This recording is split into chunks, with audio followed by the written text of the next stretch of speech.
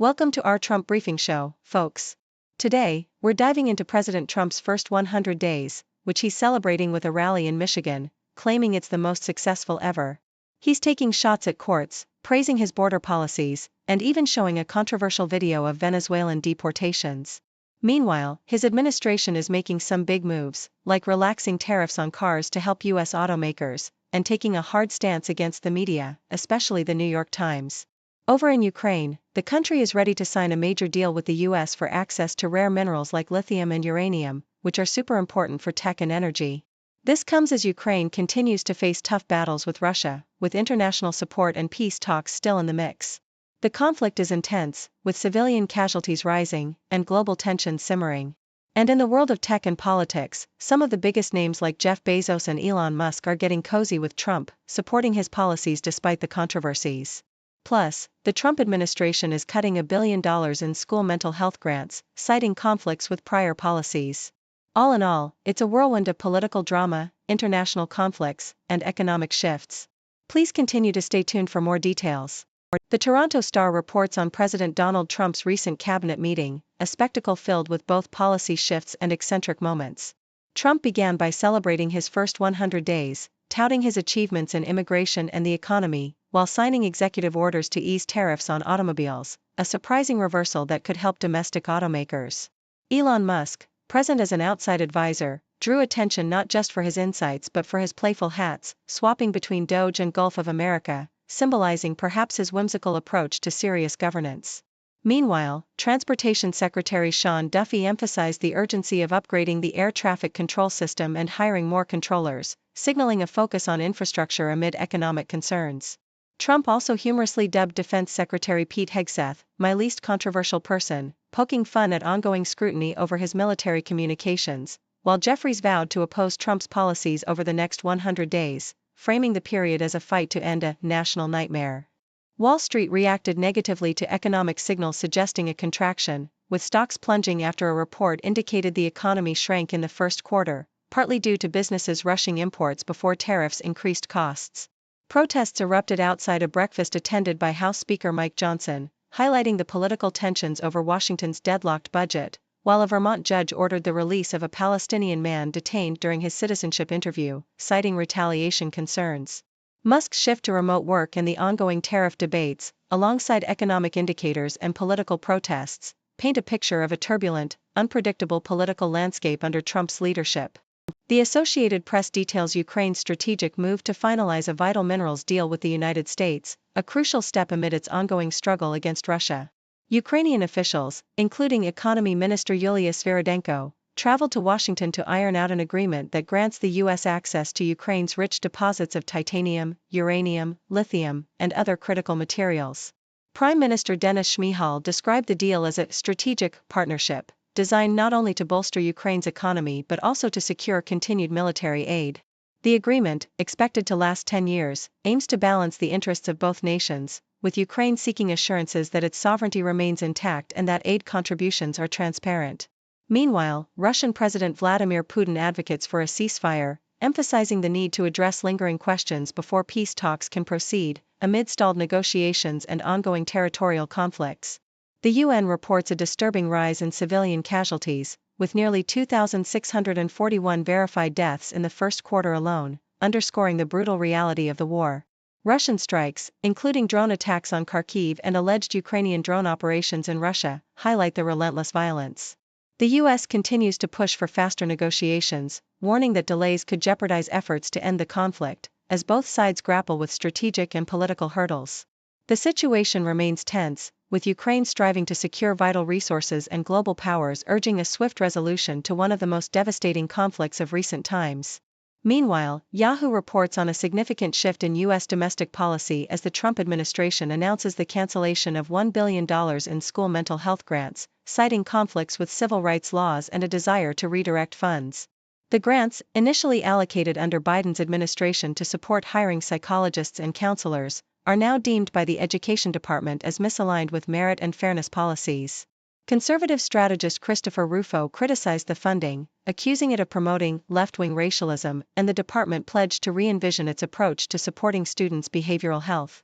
This move is part of a broader pattern where the Trump administration has targeted diversity, equity, and inclusion initiatives, arguing that such policies discriminate against white and Asian American students.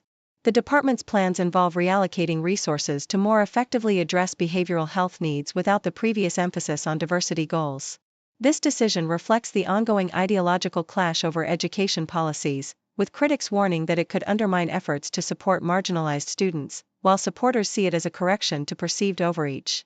The controversy underscores the broader political battle over how schools should address race, equity, and mental health, amidst a polarized national debate about the role of government in shaping educational and social priorities.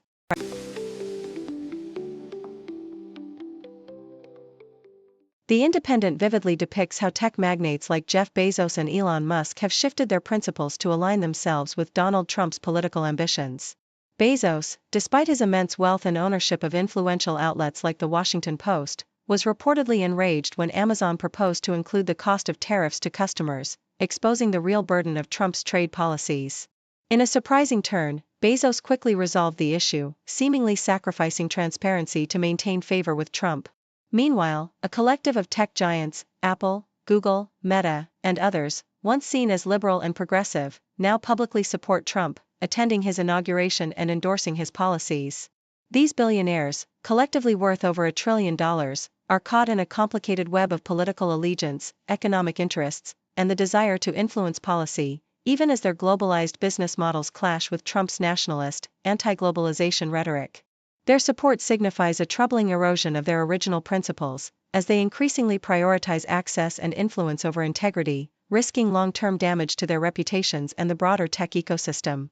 CNN reports on Trump's escalating legal threats against major media outlets, notably targeting the New York Times for its reporting on his lawsuit against CBS.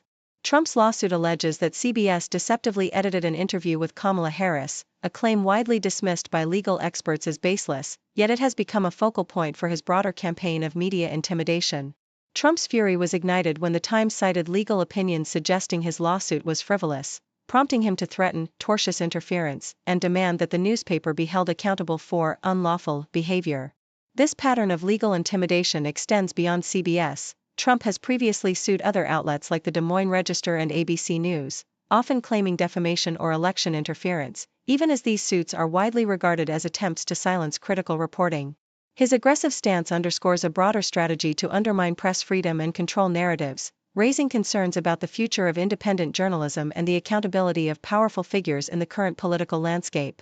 CNN reports that millions of Americans are heavily dependent on Chinese e-commerce platforms like Temu and Shein, drawn by their affordability and wide selection of products.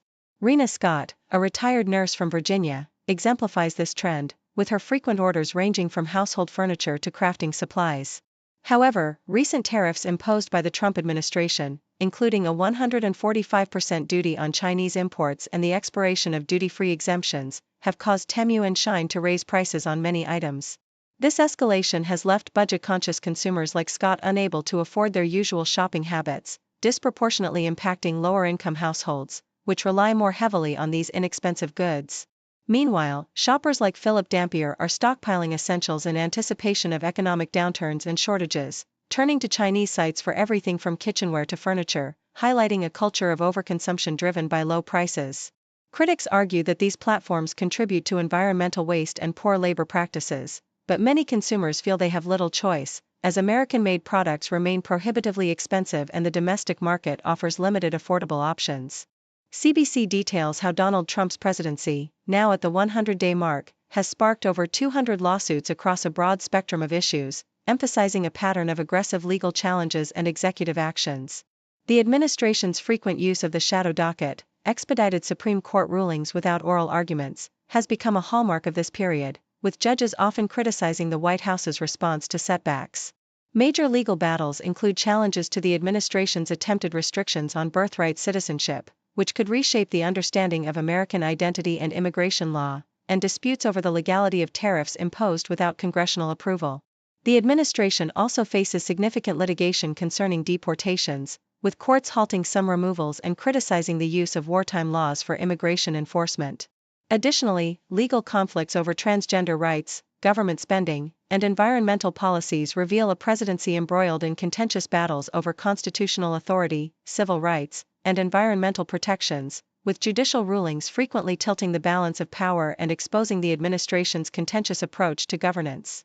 The Independent highlights Greenpeace's dramatic protest at Trump Turnberry Golf Resort in Scotland, where activists etched a massive sand image of Trump's face alongside the message, "Time to resist, fight the billionaire takeover." This visual statement coincided with Trump's first 100 days in office, condemning his environmental policies, including withdrawal from the Paris Climate Agreement and support for fossil fuels. The artwork, visible only from the air, symbolized global resistance against the influence of wealthy corporate interests that threaten environmental health and climate stability. Greenpeace's action underscores ongoing protests against Trump's environmental rollback efforts, portraying him as aligned with billionaire and fossil fuel interests that prioritize profits over planetary health. The protest is part of a broader pattern of activism targeting Trump's policies, including previous demonstrations against his golf resorts and policies perceived as harmful to environmental and human rights. These acts of civil disobedience reflect widespread concern among environmental advocates about the long-term consequences of his administration's approach to climate change and natural resource exploitation.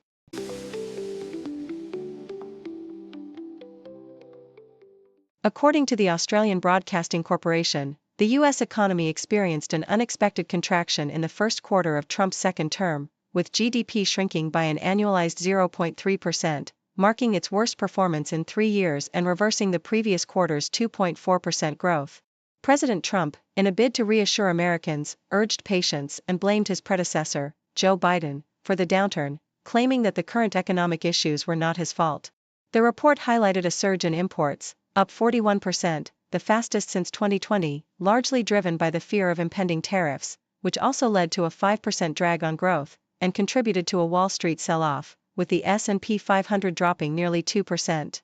The economic turmoil was compounded by declining consumer confidence and business sentiment, prompting airlines to withdraw their 2025 forecasts due to tariff-related uncertainty. Meanwhile, tariffs, ranging from 10% on most imports to 145% on Chinese goods, continued to hinder domestic growth, despite Trump's claims that his tariffs would revive American manufacturing. Critics, including Democratic Senator Elizabeth Warren, argued that these tariffs were damaging the economy, with some companies rushing to import goods before tariffs increased, and economists warning that the situation could worsen, predicting that higher taxes and ongoing uncertainty would push GDP growth further into the red later in the year. Thank you for tuning in. The content above showcases the latest briefing reports and analytical synopses, thoughtfully curated by the 6Do team. These insights stem from a wide array of reputable media outlets, think tanks, government sources, and specialized experts worldwide. We encourage you to explore these sources for a comprehensive perspective. Keep in mind that while the content may not always align with the official standpoint of 6Do Brief, it's not meant to be taken as absolute directives for decision-making. Comprising seasoned media professionals, learned scholars, and accomplished scientists, the 6Do team embodies a trailblazing, fully independent media entity. To customize 6Do Brief to meet your professional needs, you have the option to subscribe to a diverse array of briefings on our website, 6dobrief.com. Regardless of your location, you can conveniently receive 6Do Brief via email.